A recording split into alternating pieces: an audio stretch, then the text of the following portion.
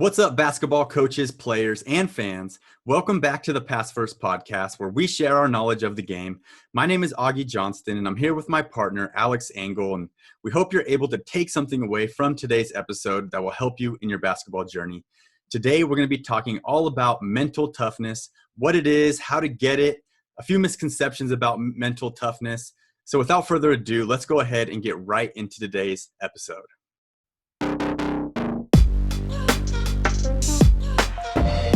All right, everybody, welcome back. Thank you so much for joining us today.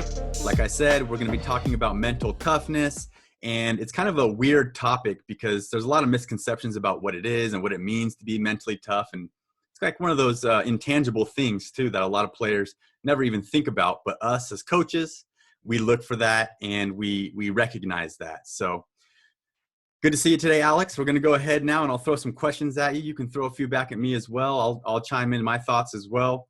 But let's go ahead and start this off by just defining what mental toughness is. Yeah, I mean, when I think of mental toughness, I'm definitely thinking kind of on the lines of like resiliency, the ability to, take something, whether it's, criticism or maybe you get knocked down in a play or maybe you're just missing shots, whatever it is, and to not get rattled by it. To be able to continually, show up every day. And I'm just talking, I guess, game situations. But if you're looking at it at a larger scale as a whole season goes, show up every day, ready to work, all those types of things that, just a lot of people go through and then they may want to quit or they may want to give up on a play or give up on a season. To me, mental toughness is that ability to stay resilient the entire time. That's kind of the main focus for me. Yeah, I think that's a good way to put it because, with any kind of sports, it's so up and down, right? I mean, one way to think of mental toughness is how are you after a tough loss, right? Are you mentally tough enough to show up the next day and put it behind you and learn from your mistakes and all that kind of stuff? And that's definitely part of being resilient. And okay, so for me, just to add to that, one thing that I think of when I think of mental toughness, I think of shooters, right? Shooters have got to be really mentally tough because, one game you might have a bad shooting night, and then you got to be mentally tough enough the next game to come out and still trust your gifts, your ability to shoot the ball, and you might miss two or three in a row. And are you mentally tough enough to keep firing when you got good looks and in making shots too, right? I mean, mentally tough shooters, they are also making shots after bad games and that kind of stuff. So we're going to dive super deep into this topic. So let's just go ahead and keep it pushing. And why don't you go ahead and give an example of a time that you saw a player show his or her mental toughness? Sure. I mean, I've obviously throughout the years as coaches, I'm sure every year we see multiple times where our players do that, if not at least hopefully every game. But I'll go back to last season for me because it was most recent. I had a player who was a very talented, skilled player, but at the beginning of the season was not super confident in herself.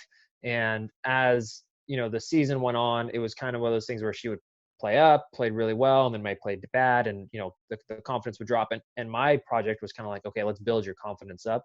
And we had a specific game, I think it was at a tournament in the preseason, where we were playing against another team that probably we were not probably we were more talented than, but we were playing lower, beneath their level, and they were actually beating us. And this specific player, like I said, the whole season, she'd never really like taken control of the team, or anything like that. And all of a sudden, like, we were down at halftime and she came out in the second half, and it was just like the light switch went on. She all of a sudden just kind of like willed the team to victory, I would say. Like, got really motivated, got fired up, locked in on both ends of the court. We ended up coming back and winning the game by like 6-8 points. And from that point on, like the rest of the season, you could see there was like a complete shift in her attitude, and her view of not only herself, but just like the game in general. And she was kind of like way more locked in from that point forward. So that was one that stood out for me recently. And it was kind of cool because you really saw it in the game where, first half she was just kind of quiet, just out there doing whatever. And second half, it was like she got vocal. She started playing harder. She started scoring more, and it was like, oh, hold on, this is almost like a different person showed up, So that was one example for me of just, not being unwilling to lose, being like, enough is enough. I'm going to lock in and we're going to get this team going. Yeah, that's a good example. For me, I could think of an example very similar. A couple years ago, we had a younger player on varsity, a sophomore, and we had a big game. and he had an okay game, not a great game, but it came down to the wire at the end, and I drew up a play for one of our players, who was scoring like 18 a game. It was to go inside to him, dump it inside, and we run this play, and all of a sudden, our big man sets a down screen for him. He comes off the down screen, supposed to dump it inside to the post, and for whatever reason, the defense they left him, and they kind of just I think it was a miscommunication on a switch or something, and they both just stayed with the big guy, and he was wide open. And as a sophomore on varsity in a rival game, packed house, he took that shot and he made that shot, and we won that game. So that for me was an example of mental toughness. And I know we're going to dive deep into it, but I think for anybody that's listening right now, part of the reasons we chose this topic is because we feel like there might be some misconceptions about what it means to be mentally tough. Is the kid that is willing to take a charge? Would you count that as mental toughness? And I guess that's my question to you. So players that are willing to take charges, is that part of being mentally tough? Yeah, I think so, because to me, you're putting your body on the line. It's easy to bail out. It's easy to see someone running at you and to bail out, or to try and to jump. And if you're not a shot blocker, to jump and get a foul. It's hard to stand there and be like, all right, I'm going to get run over, basically, right? That's not necessarily an easy thing to do. So it definitely takes mental toughness to do that. Sacrifice your body for the team, put the team ahead of your own. I mean, in a way, in your own safety, right? I mean, you never know what could happen with a charge. So yeah, for sure. I would also throw in, and I don't know if you were going to ask this next, but I would also throw in like diving on the floor for a loose ball, being willing to throw your body out there and say, hey, the ball's on the floor, I'm going to be the first one on it. That's one where I always teach kids, like, first off, if you're not diving on the ball for the loose, diving for a loose ball, and you're trying to bend over and you're standing, that's a good way to get your legs taken out. And, you talk about ACL injuries. To me, that's what I'm always afraid of. But two, like, the guy that dives is probably going to get it from you, because, or the girl, whatever. They're probably going to grab it from you, and then that could be a momentum. Those are like momentum changing things to me. That charge, that dive for the loose ball, those are momentum changers, and I definitely think it takes a lot of mental toughness to be willing to sacrifice for that. Yeah, I agree too, because there are players that really just are not willing to take charges, and it's not that they're consciously like, I'm never going to take a charge, but I think they just subconsciously in the game, they're not going to actually go and do that because they don't have that level of mental toughness. And as a coach, I know you can probably relate. That's one thing that drives me crazy is when a player has an opportunity to take a charge and he doesn't. Because like as a player myself, in high school, at least I led our team in charges taken every year. And so, that was one thing I always prided myself on. So when I see players not taking that opportunity to do that, I'm like, man, you can show how tough you are right now, man, if you just would put your body on the line. But it's just something in their mind that I think is Yeah. not clicking. A lot of times you see, like, it's almost like you see the train coming at you and it's like, oh, am I going to stay here and don't take it or not? So I definitely know, like, I'll speak for myself. At least when I was playing, I was not great at charges. I wasn't terrible. Like, I did take some, but I wasn't like one of the guys that was taking tons of charges. And probably as I got older, I got better at it. But on the flip side, I was actually really good at diving on loose balls. Like, I had no fear of diving on a loose ball. Balls on the floor, I was after it. But for some reason, charges, I was like a little more hesitant. It was like a little more of like, do I want to do it? And to be fair, I didn't find myself in that position a ton of times. As a point guard, you're not usually under the basket a ton. But there were times where I did, and I definitely remember, while sometimes I took charges, there were definitely times where I bailed out. So I know that feeling. When you see that 6'6" guy, 240 running at you, and you're like 5'10", 150, you're like, oh man, do I really want to take this charge? Yeah, and not only that, like to me personally, like I feel like I said earlier, it's not a conscious thing. Like I feel like it's a learned skill in a way, like because you're playing off instincts in those situations, right? You're help D, you fly over real quick. Like, what are you doing? Like, if you're not taught, you're always going to try to jump and try to block it, right? I mean, everybody will because that's your first instinct. But if you, I guess, if it's emphasized by your coach and whatever team you play for, if there's a large emphasis on taking charges and you maybe even practice it a little bit or whatever, I think you are able to train yourself to be able to take those charges in those split-second decisions. So Yeah, just my 2 cents. no, I think you're right. Because in high school, I don't think we practiced charges much, as far as I can remember. And in college, at both schools I played at, we did. And that was in college, I was way more willing to take a charge than I was in high school, because, like you said, it's that instinct, that split second decision. So Very nice. Okay. So let's talk a little bit about life as a player now. So do you have an example of any time that you felt like you displayed mental toughness? And then I can give my example afterwards. Yeah, one probably the biggest one that sticks out in my mind is it was my senior year of college, and we were playing at another school, Holy Names, who was like kind of, I don't know if they were our exact rival, but they were like one of our rival schools. That we didn't really like them, they didn't really like us, and we were usually two of the top teams in the conference. So we were playing at Holy Names, and I remember we had our shoot around in the morning. I went and took a nap, and then I got up to go get on the bus and go, travel over there. And all of a sudden I started feeling like kind of weird, and my stomach kind of felt weird. And I'm like, oh, maybe I ate something weird or whatever, ate something bad. And we get over to the gym, and at that point it's like, hour and a half later, and I'm just feeling like awful, like body's aching, like not feeling good. And I went to one of our assistants, or he actually came up to me during our warm up. He's like, hey, how are you feeling? And I was like, I'm gonna be honest, like I feel pretty terrible right now. And he's like, man, like we really need you tonight, like, just if can you tough it out, can you get through it? And it was one of those moments where I sat there and I was like, I can say no, and they're probably going to bench me, I won't start, or maybe I don't play it all night. Or I can say yeah and at least try, and what's the worst that happens? If I'm literally physically unable to play, then I'll stop playing. And so I started playing, and about 10, probably less than 10 minutes into the game, I run over to my coach. I'm like, coach, I have to throw up like right now. So he's like, all right, go. I literally ran to the bathroom or locker room, threw up everything. I know if you're listening, you probably don't want to hear all this, but threw up like everything, like bad. Came back out, and I played actually the rest of the game. Now they did have to manage my minutes a little bit during timeouts or any like break in play. Like if the ball went out of bounds, there's a trainer waiting on the sideline with like a water bottle, and she would like give me some water real quick.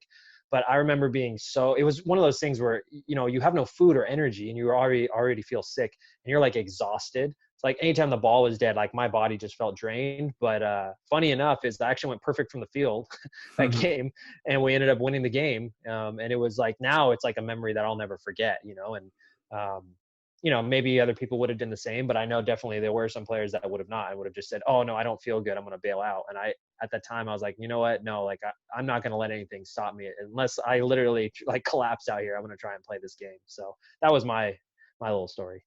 Yeah, and I think a lot of players can relate to that as far as playing sick. I think that was one of the reasons, or one of the things that I'm like, when I was like officially done playing competitively, that I was like, thank God I never have to play sick again, like, or Hmm. injured, right? Playing injured or Hmm. playing sick. And yeah, I do relate that to mental toughness to a certain degree, as far as being able to push past your injury or your sickness. I guess my example is a little bit different, and it's something that we haven't really talked about, and that is work ethic. Okay, work ethic. So I don't know if you can really put them in the same exact bucket, but I think there is a level of mental toughness that you have to be a hard worker. And we're not just talking about, oh, every time I show up to practice, I'm working hard. I'm talking about being mentally tough to, take yourself to the gym yourself. Like I would go to the gym and run suicides. Like I think it takes a certain level of mental toughness to do that all by yourself. And so really the example of myself as a player was just morning workouts, right? And I think we can all agree that Kobe Bryant was a very mentally tough player in person. And, he was all about the 4 a.m., 5 a.m. workouts. And so I kind of adopted that in college as well. And I was always an early riser, even by myself in the gym, 6 a.m. a lot of days. And I remember at some point being like, I'm over this. Like, I'm done doing this. No one else is doing this. I don't need to do this. Like, I'm a starter now.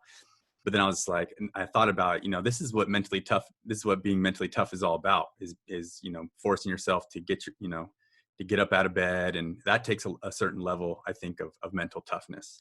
And now another example, this is not me personally, but this is just another, I guess, iteration of being mentally tough is, imagine you are the fastest player on your team. Okay, no one can keep up with you. It's a well-known fact. You're the fastest player on your team. But for whatever reason, every time you're in practice and you guys run suicides, you might come in first once, but that's about it. Every other time you're in the middle of the pack. A mentally tough player, if you are the fastest player on the team, you win every single time. And that's Hmm. kind of how you can differentiate, somebody that's what Tim Grover would call like a cleaner, right? Like a Michael Jordan type, where just refuse to lose. But I think with that, there's a level of mental toughness as well.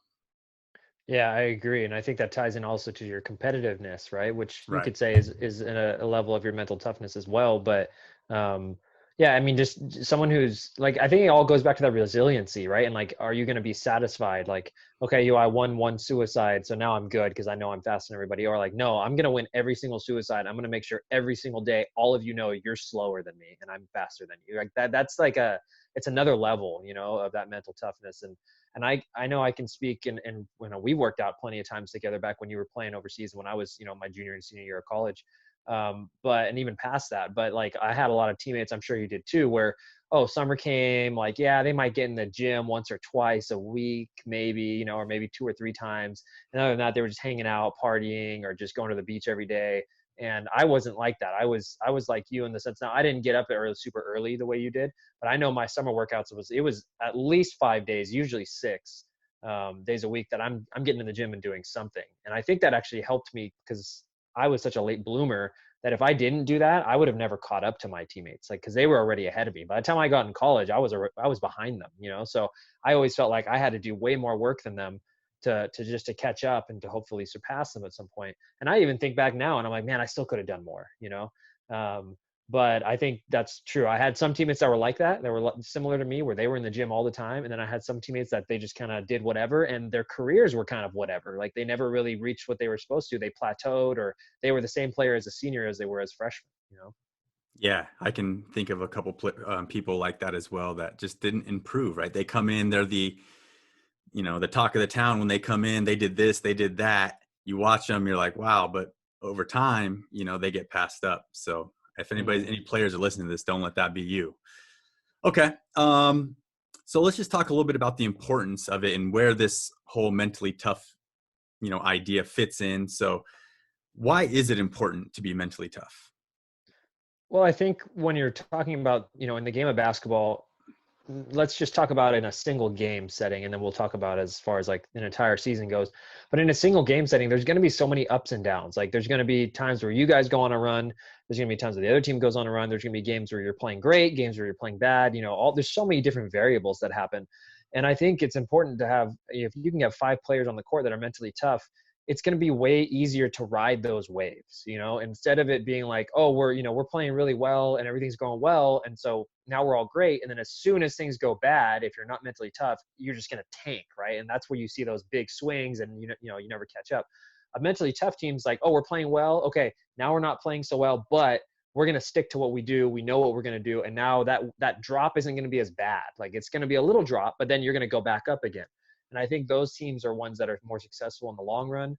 They're going to win more games. They're willing to sacrifice for each other, for the team. I'm sure we could go into talk about that, all the details for a long time on that. But just this, basically the idea that as games go in different directions, a mentally tough team is able to stay true to themselves and what they are working towards, and just ride that wave out, and hopefully win the game. Yeah, I agree. I mean, we're talking about resiliency. I think what you just described is discipline, right? So that might go hand in hand with being mentally tough. You're resilient, you're disciplined. Um, and yeah, I think it's also important because it's kind of what you said too, but it's a roller coaster. The season basketball is a roller coaster. I mean, it's very rare that you're on the team that never loses, right? I mean, it happens, right? If you're a great player, it's going to happen to you more than it's not. But I would say for the typical person that goes through their whatever year basketball career, let's just say middle school to senior year, um, you know, there's going to be some times when you're on a team where you're not winning any games, and there's other times where you're on a better team, and you're winning more games. But if you're mentally tough, then you're able to, ride those low times out and find ways to win and not dwell on just bad performances. Okay. And I was going to add one other thing in there is it also applies to, and now we're talking about, like you said, across an entire season. It also applies to when you're winning, because I think it's easy to win and be complacent. It's like, oh, we Yeah. won, so like we don't have to practice tomorrow, or like, oh, I don't have to practice as hard tomorrow. I'm just going to show up and go through the motions. Like to me, that's not mentally tough. A mentally tough team's like, all right, we won, cool, enjoy it, but now tomorrow we're back to work because we got our next game. One of my coaches used to say, enjoy the win till midnight. Enjoy, celebrate, whatever it is, be happy about it. Once midnight, it's a new day. And now you need to get ready for the next day, and we got business to take care of. When the season's done, now we can all relax and be like, man, what a great season. But if you get caught up in that, it's the same thing like just being in a game. If you get caught up in like, oh, we're just killing, we're doing well, and now all of a sudden you get complacent, you can also see yourself drop the other direction real quickly. And I think that also ties into that mental toughness. Yeah, I agree with that. I can't remember the exact quote. It's a John Wooden one, but he talks about how, you know, your past failure doesn't define you, and you're only as good as your last success. So, I mean, once that last success happens, you know, then it's over. On to the next one. Mm-hmm. All right. Okay, so now we finally get to talk a little bit about the misconceptions. So, what are some misconceptions about what it means to be mentally tough?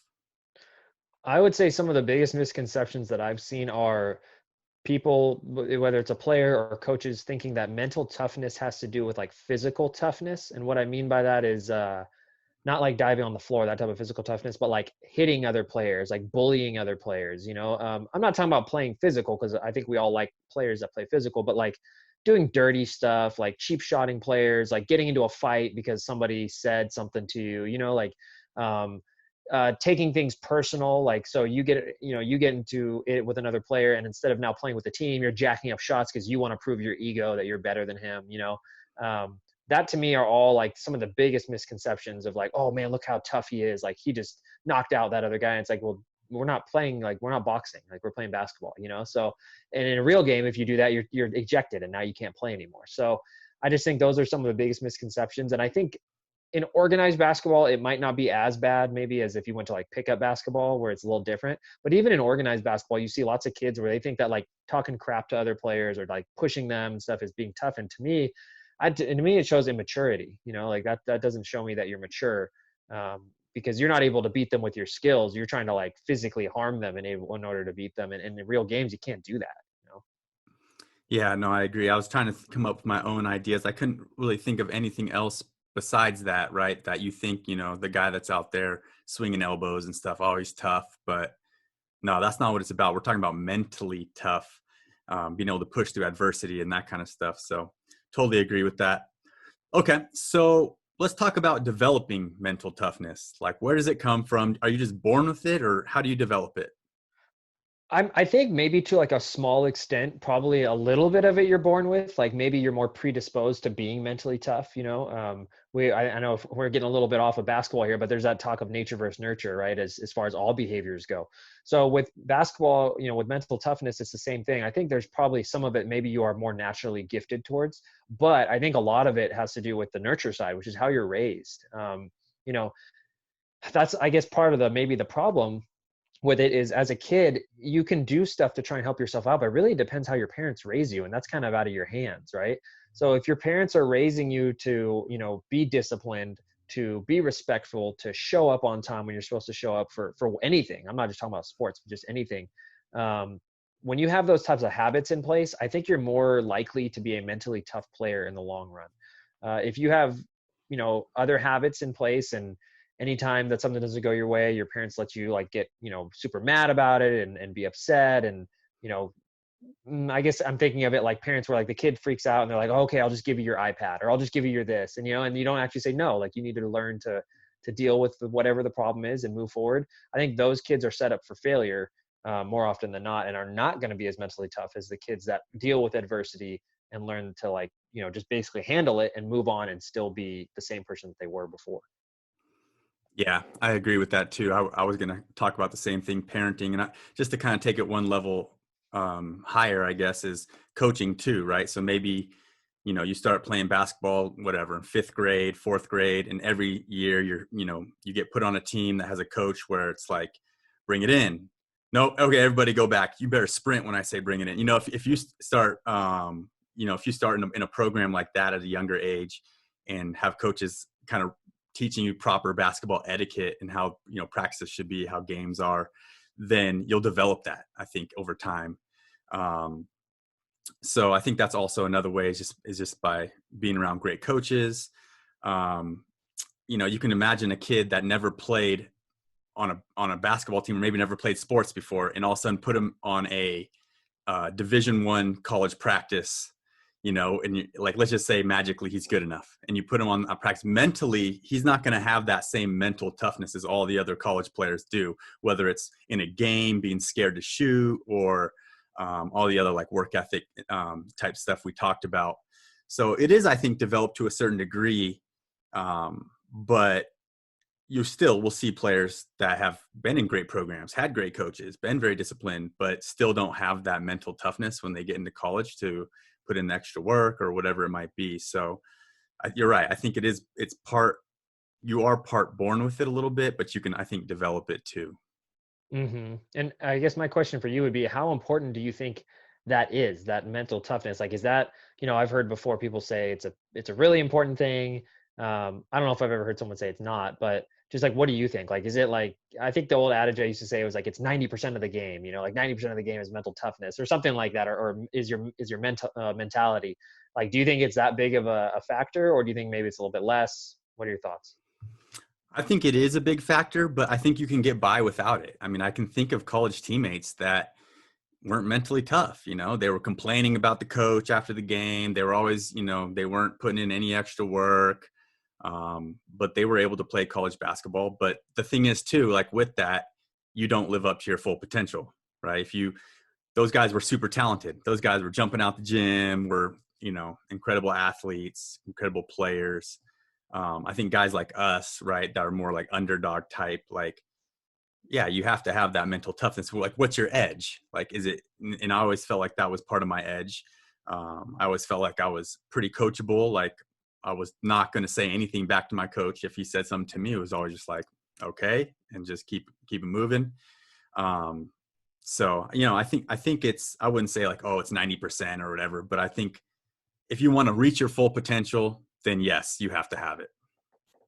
Yeah, I think that's, you probably hit that straight on. Is you can, if you're incredibly talented, then you might, you have the basketball body, you're 6'10" with a 40-inch vert. Like, yeah, you're probably gonna be able to get away with not being as mentally tough as I am at 5'10", so that definitely helps. But I think, like you said, that you're definitely not going to reach your full potential. And I think where it really hurts you in the long run, let's just talk past basketball, is just your life.